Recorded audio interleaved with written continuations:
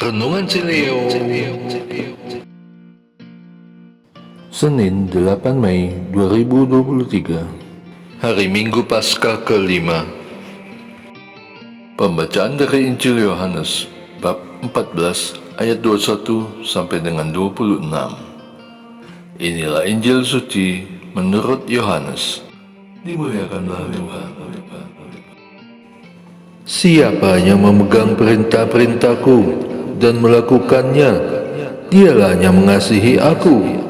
Siapa yang mengasihi aku, ia akan dikasihi oleh Bapa-Ku, dan aku pun akan mengasihi dia dan akan menyatakan diriku kepadanya.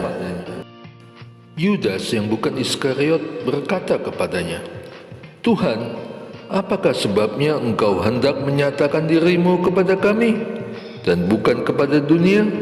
Jawab Yesus, jika seseorang mengasihi aku, ia akan menuruti firman-Ku, dan Bapa-Ku akan mengasihi dia, dan kami akan datang kepadanya dan tinggal bersama-sama dengan dia. Siapa saja yang tidak mengasihi aku, ia tidak menuruti firman-Ku. Firman yang kamu dengar itu bukanlah dari aku, melainkan dari Bapa yang mengutus aku. Semuanya itu kukatakan kepadamu selagi aku ada bersama kamu. Namun penolong, yaitu Roh Kudus, yang akan diutus oleh Bapa dalam namaku, dialah yang akan mengajarkan segala sesuatu kepadamu dan mengingatkan kamu akan semua yang telah kukatakan kepadamu. Demikianlah sabda Tuhan. Terpujilah Kristus.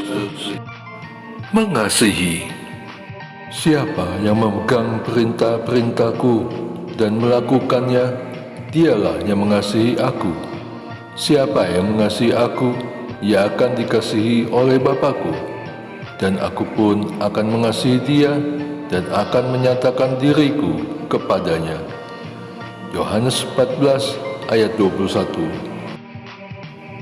Aku pernah bertanya, bagaimana aku bisa mengasihi Allah yang pribadinya adalah kasih itu sendiri? Apalagi yang harus aku lakukan untuk dapat mengasihi Allah?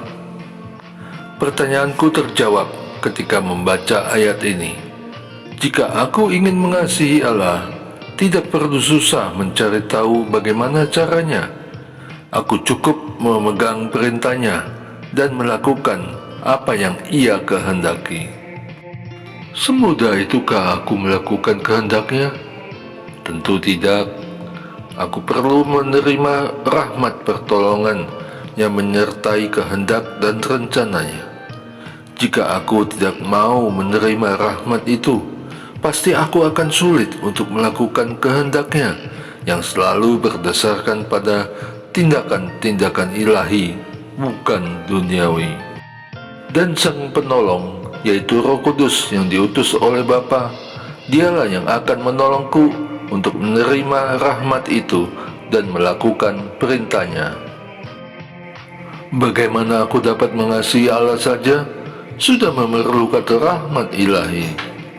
Seperti pada Injil Matius bab 25 ayat 44. Tuhan, bila manakah kami melihat Engkau lapar atau haus, atau sebagai orang asing, atau telanjang, atau sakit, atau dalam penjara, dan kami tidak melayani Engkau? Aku dapat mengasihi orang yang dianggap hina, karena aku dipenuhi oleh rahmat untuk mengasihi mereka, sebagaimana aku melihat Allah di dalam diri mereka. Jika tanpa rahmatnya, mungkin aku segan untuk melakukan hal-hal yang disebutkan. Memberi tumpangan kepada orang asing? Jangan-jangan. Apalagi melayani penjahat di penjara. Doa. Allah Bapa yang Maha Kasih, aku bersyukur atas rahmat dan Roh Kudus yang aku terima darimu, yang memungkinkan aku untuk melakukan kehendak-Mu, yaitu berbuat kasih kepada sesama, kepada siapa putra-Mu juga tinggal di dalamnya. Bantulah aku untuk selalu mau menerima Roh Kudus dan rahmat-Mu, sehingga aku dapat mengasihi-Mu dengan benar, dan Engkau mengasihi diriku juga.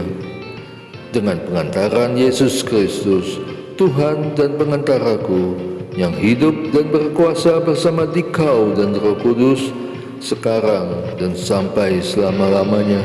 Amin. Et Maiorem Dei Gloria.